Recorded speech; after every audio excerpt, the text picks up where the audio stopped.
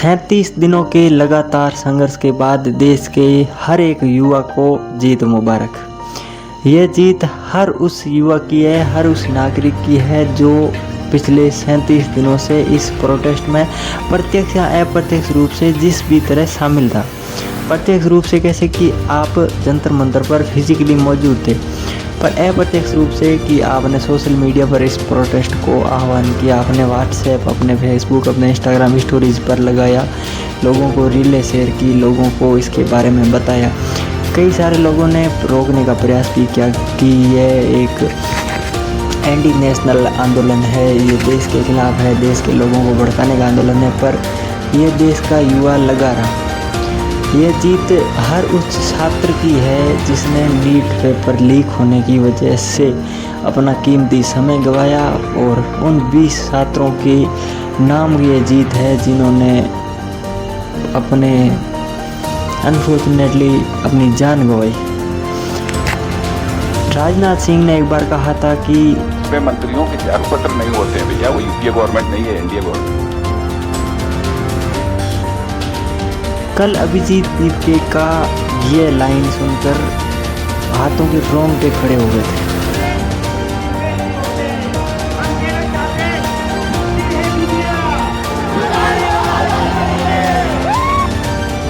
ये लाइन कितनी गहरी है कि अकेला बंदा आज से 3 महीने पहले अमेरिका में बैठा था, उसे कोई मतलब नहीं था, मतलब नीट से, क्योंकि उसका नीट से कोई लेन देन नहीं।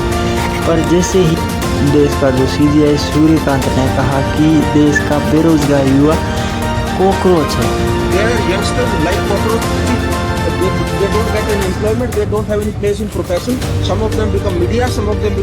उसे किसी चीज़ की समझ नहीं है, भेड़ चाल के चलता रहता है बस। जैसे ही उसने कॉकरोच कहा, अभिजीत दीपके ने कहा क्या होगा अगर सारे कॉकरोच एक साथ आ जाएं? हम पूरी दुनिया के कॉकरोचों को इनवाइट करेंगे। कौन आया है? कोई दिखाई क्यों नहीं दे रहा? इतने सारे कॉकरोच, रुक जाओ। आ गए सारे कॉकरोच एक साथ। ये जीत हर उस युवा की है जिसने 20 जुलाई को दिल्ली पुलिस की लाठियां खाई।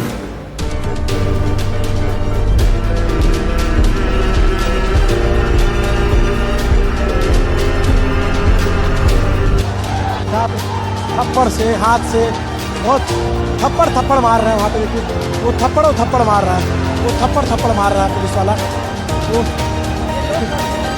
इस कैंपस में जो है जो लोग भी हैं वो उनपर जो है रास्ता बंद है यहाँ पे। और ये देखेंगे यहाँ पीछे ऐसे पीछे ये कैंपस में बहुत ज़्यादा हालत ख़राब हो रखी है।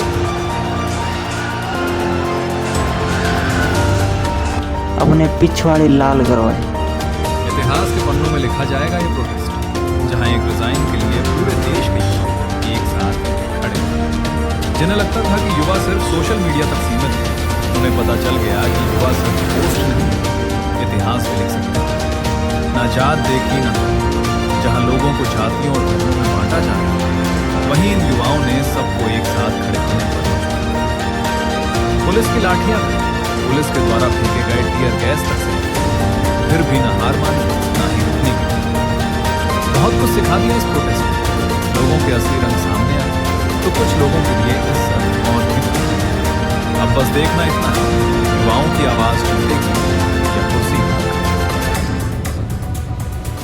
क्योंकि ये सरकार क्या कर सकती थी?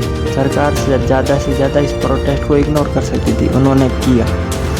जब शुरुआत हुई थी इस प्रोटेस्ट की तो उन्होंने सबसे पहले इसको इग्नोर ही किया, कुछ भाव नहीं दिया। फिर जब धीरे धीरे ये प्रोटेस्ट और ज़्यादा बढ़ने लगा तो इसका दमन करने का प्रयास किया गया, मारा गया। वहाँ पर जंतर मंतर पर इनके रास्ते बंद किए गए, इन पर तक खाना नहीं पहुँच रहा था, इनके मतलब वहाँ पर दिल्ली का जो इंटरनेट बंद किया गया जंतर मंतर का। हर वो प्रयास किया सरकार ने कि इस प्रोटेस्ट को मतलब इसका पूरा इम्पैक्ट ही ख़त्म कर दिया जाए। जब 20 तारीख को दिल्ली पुलिस ने छात्रों पर लाठियां बरसाई तब तो एक बार तो ये भाग गए थे।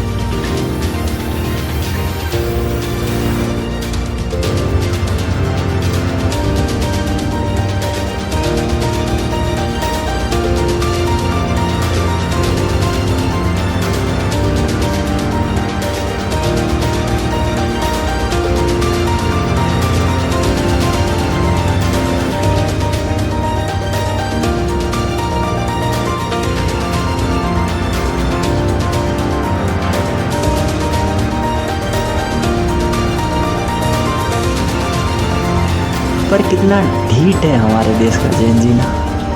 21 तारीख को उससे दुगनी शक्ति के साथ फिर इकट्ठा हो गया।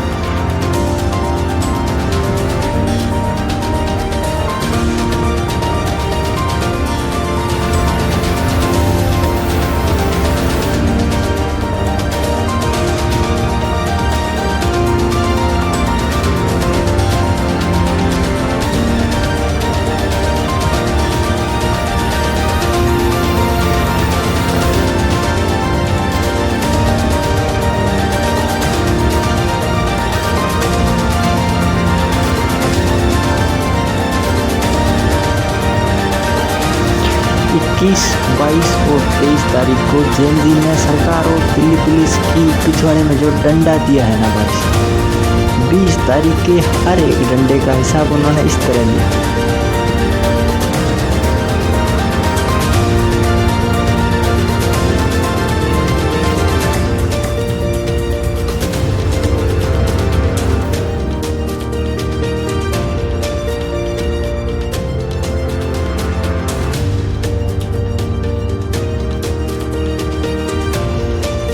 क्या खतरनाक मीम, क्या खतरनाक से खतरनाक पोस्टर, क्या खतरनाक से खतरनाक वीडियोस।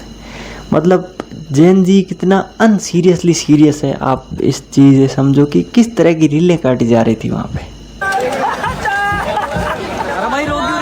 भाई धर्मेंद्र प्रसाद ने इस्तीफा दे दिया, लेकिन मेरा घर जाने का मन नहीं कर रहा। अब तो मोदी का भी चाहिए।